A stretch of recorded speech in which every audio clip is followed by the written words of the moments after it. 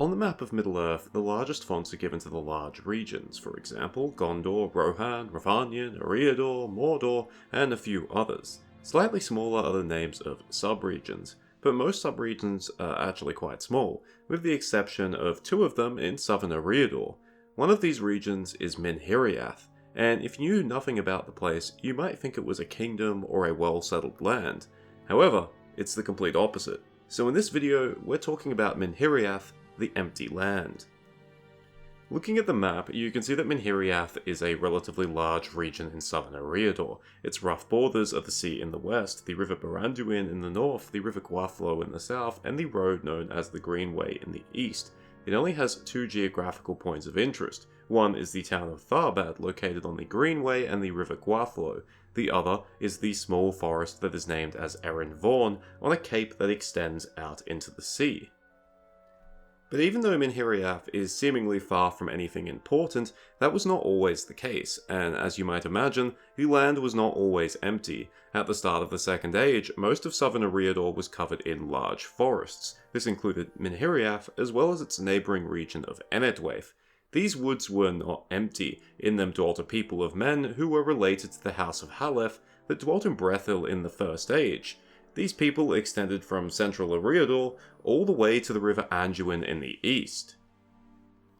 Unfortunately for these men, their peaceful existence was about to come to an end. When the Númenóreans returned to Middle-earth in the early Second Age, their first port was Vinjalonde, Lond Daer, built at the mouth of the Gwathlo in Enedwaith, just opposite of Minhiriath. At this time, the Númenóreans were investing far more effort into shipbuilding and exploration, and naturally, considering Númenor was a relatively small island, lumber was in limited supply, so the vast wooded lands of southern Eriador were perfect for the Númenóreans, and they began harvesting lumber up the lengths of the river Gwathlo.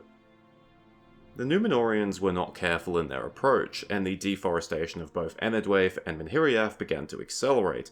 This brought the local men, who the Númenóreans named the Gwaithrim, the Shadow People, as they did not recognize their kinship, into conflict with the Númenóreans. They started attacking their supply caravans and burning their camps, and by the middle of the Second Age, the Gwaithrim hated the Númenóreans. As a result, when Sauron arrived in Eriador during the War of the Elves and Sauron, the Gwaithrim offered him assistance, hoping that he would dislodge the Númenóreans from their camps and fortifications.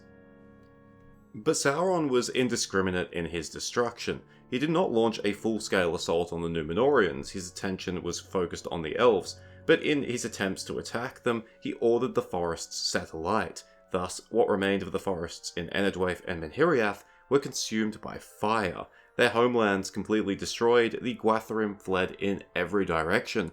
Most of them fled into Enedwaith, either dwelling on the coasts or in the eastern hills of that land, which would become known as Dunland. Some did stay in Minhiriath. On a western cape, some of the forests survived, the aforementioned Erin Vaughan, and some of the Gwaithrim would make their homes there.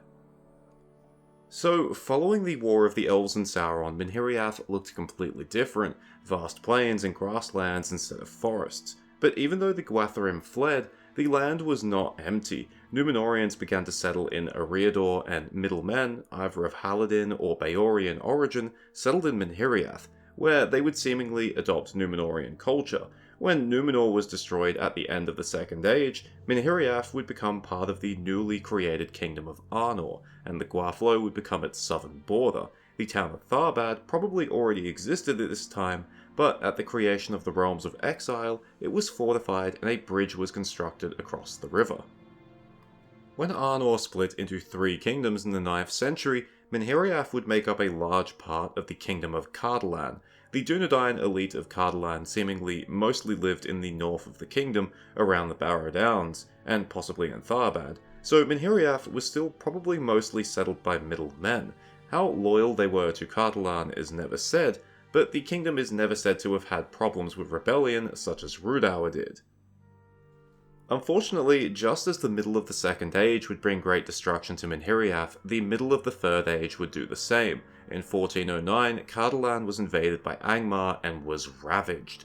All we know for certain is that the surviving Dunedain took refuge in the Barrow Downs and the Old Forest, and Cardolan effectively became a rump state.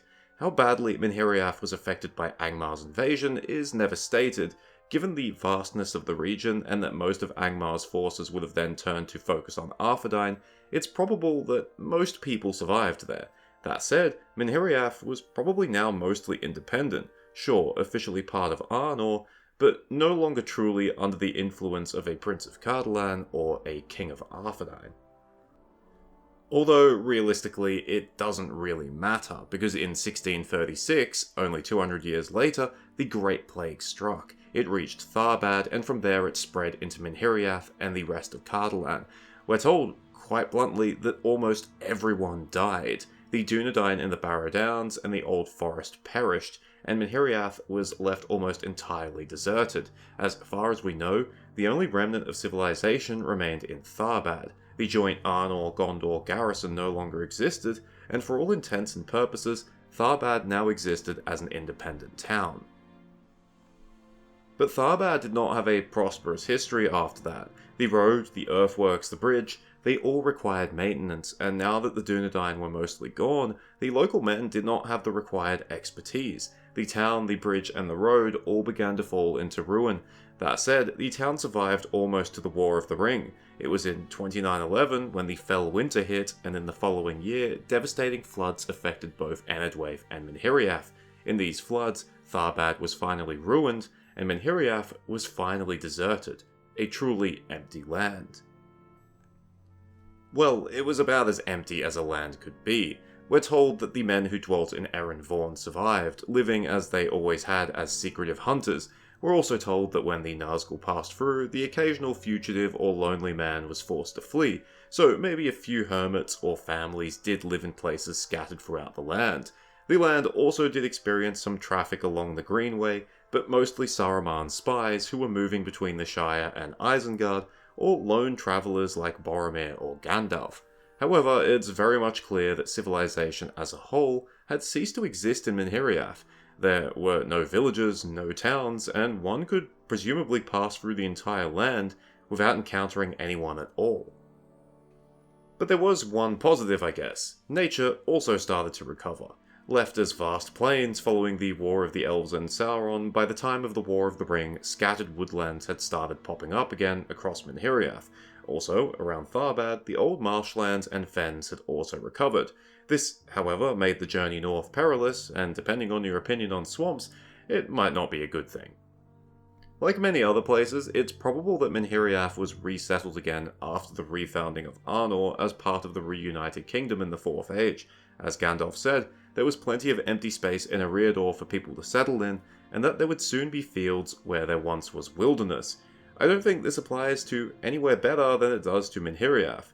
That said, there were many other places in Eriador that could be resettled first, and I think it would have been many centuries before Minhiriath became a lively land once again. Thank you for watching, I hope you enjoyed it or at least found it interesting. Minhiriath actually does get some love in Tolkien-related media. Some of the region appears in the Lord of the Rings Online as part of Cardolan, and it's a bit more lively than Tolkien described it. In Middle-earth role-playing, it's also the location of Sauralain, a tribal kingdom of Dunlending-related men that existed after Cardolan. It goes without saying that Sauralain is non-canon. Anyway, cheers, farewell, and remember, I could do a video on Enedwaith and almost copy this entire script.